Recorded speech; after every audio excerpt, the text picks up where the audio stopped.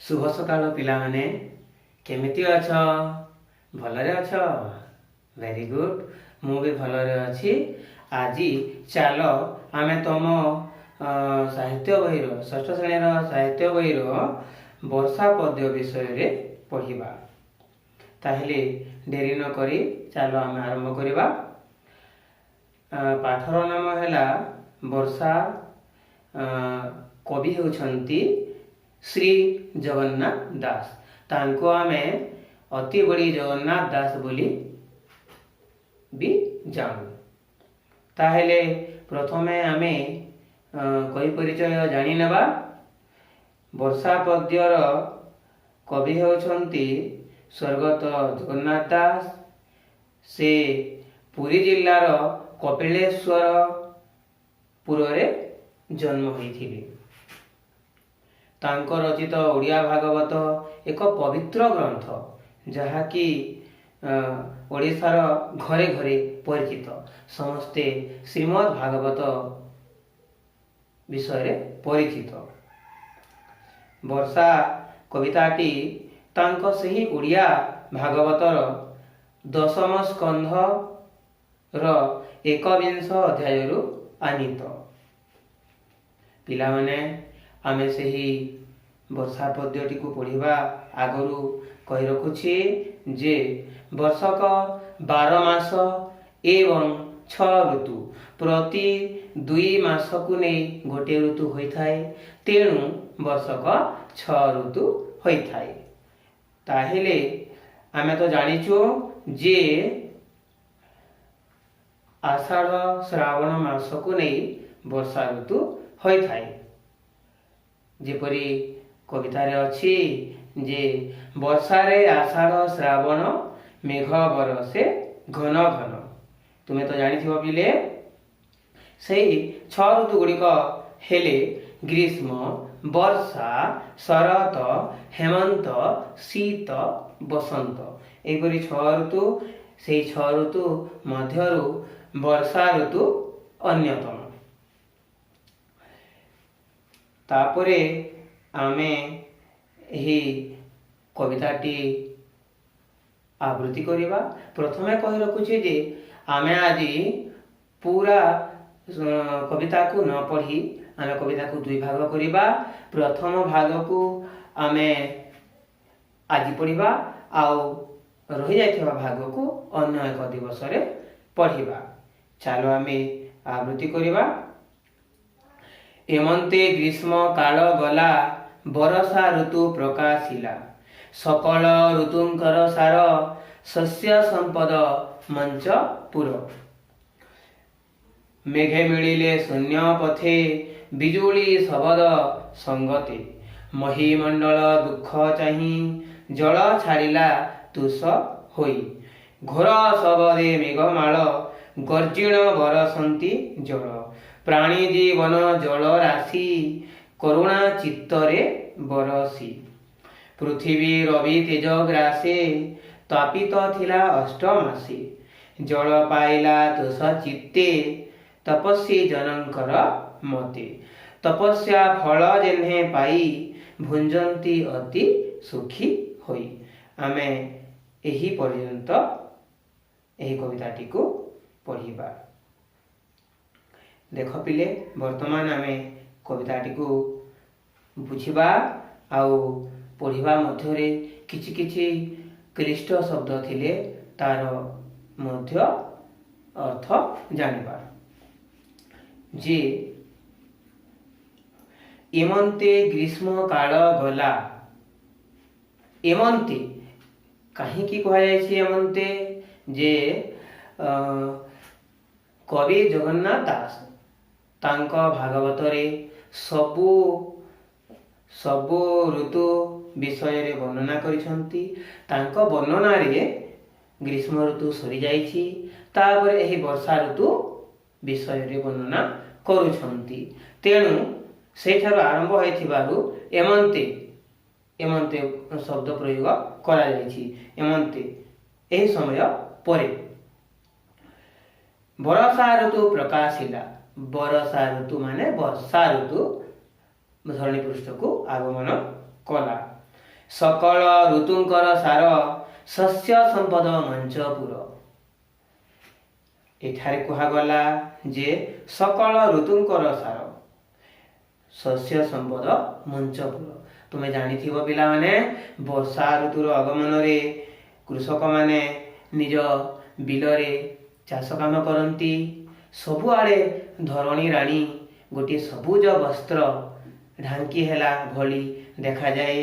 शस्य संपद रे पृथ्वी धरणी राणी पूरी उठे। तेणु एही वर्षा ऋतु को सकल ऋतुंकर सार बोली कुहा जाइछि। मंचपुर, मंचपुर माने एही धरणी। मेघे मिलिले शून्य पथे बिजुली शबद संगते।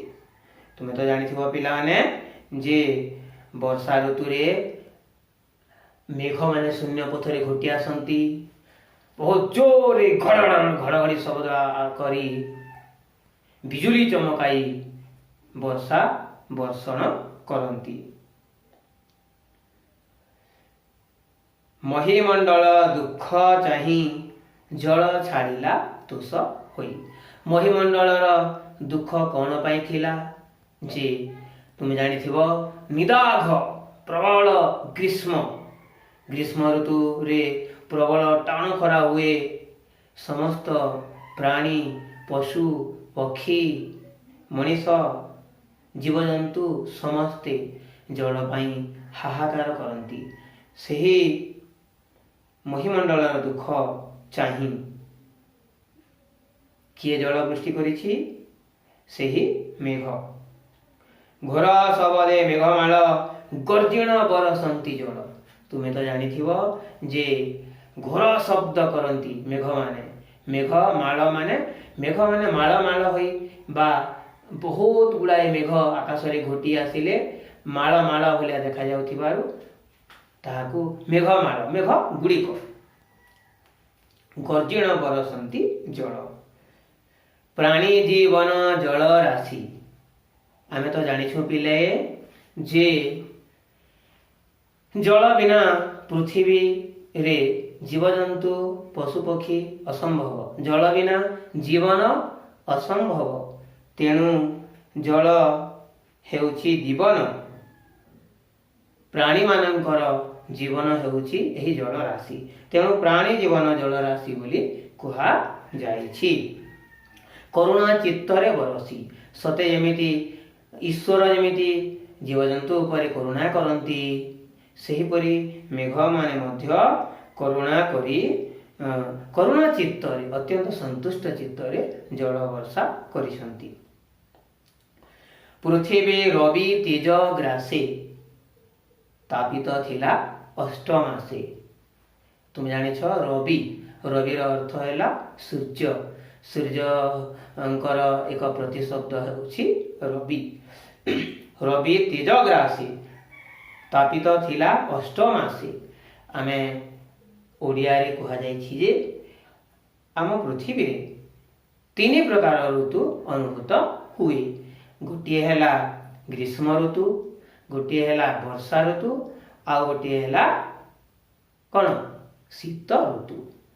तेणु खरा वर्षा शीत आमे अनुभव करि पारू। वर्षा ऋतु को छाड़ी देले आउ दुईटी ऋतु रहिले अर्थात तीन ऋतु र समाहार को 12 मास हैला। ताहेले आउ दुई ऋतु हैला 8 मास बा 8 मास आउ वर्षा ऋतु हैला 4 मास। एई भली ओडिया रे वर्णित अछि खरा वर्षा शीत।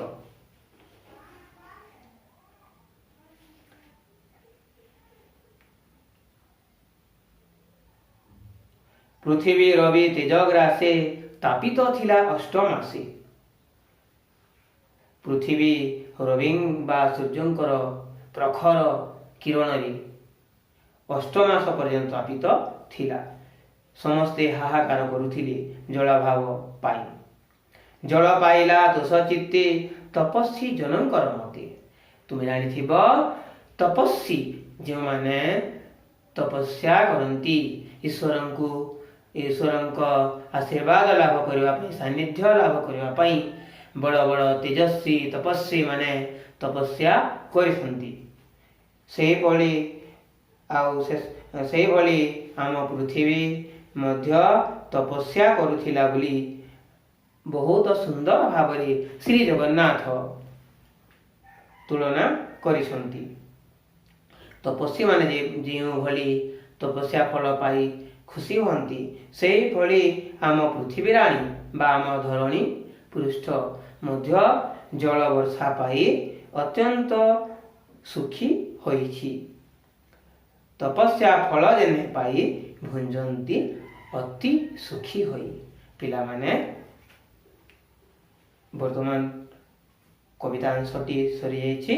आमे किछि नुआ नुआ शब्द जानिबा। देख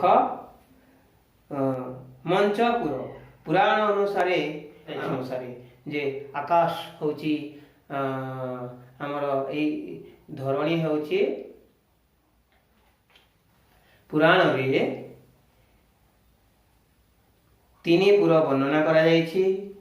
ए मोहिबा पृथ्वी पृष्ठ होची मंचपुर, ऊपर को रहिला स्वर्ग आउ आम पृथ्वीर माटी तले ताकू पाताल बोली वर्णना करा जाइछि। महिर अर्थ है तुम जानिल जे पृथ्वी बा धरणी, मेघमाल मेघमाल माने है मेघ गुड़िक मेघ समूह,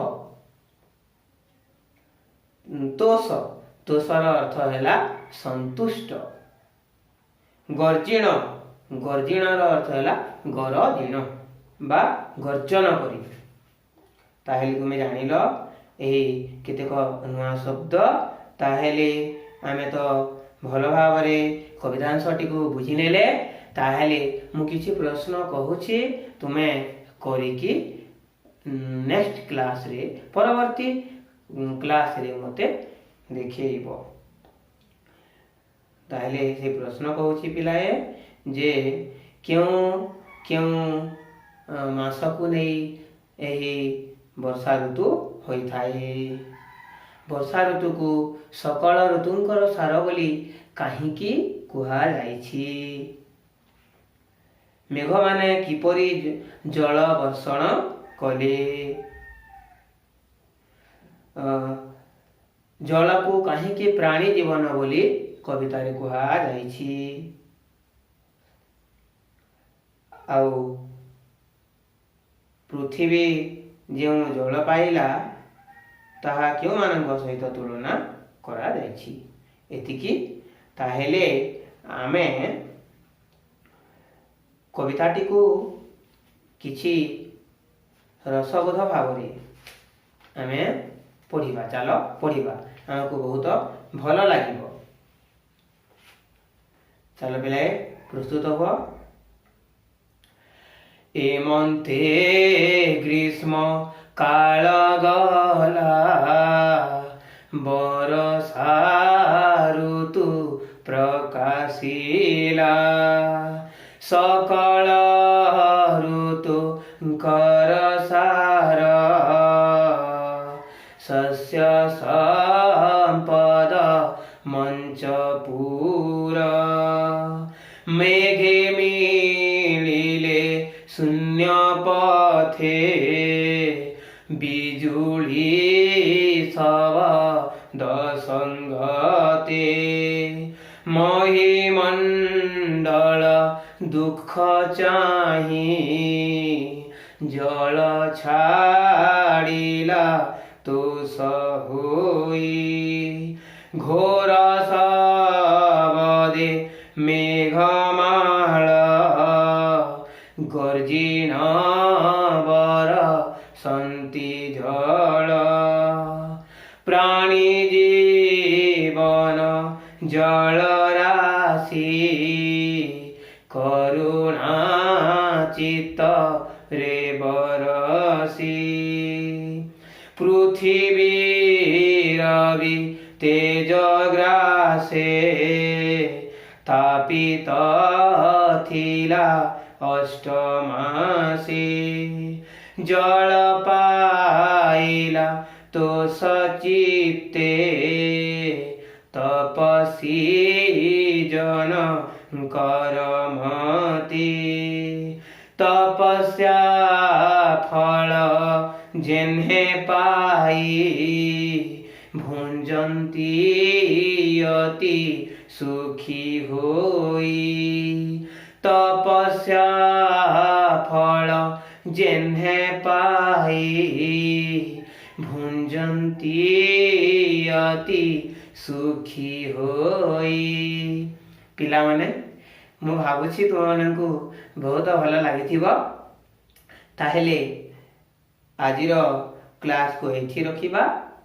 तुमको शेष करबा पूर्वरु किछि गृह कार्य दउछि तुम माने परवर्ती श्रेणी रे मते देखैबो। जे प्रथम गृह कार्यटी हैला तुम माने श्री जगन्नाथ दासଙ୍କ लिखित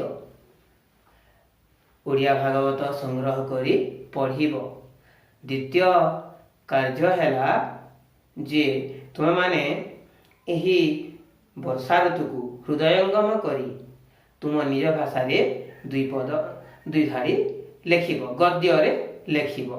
हो पिलाने आज पाई एतिकी शुभ विदाय।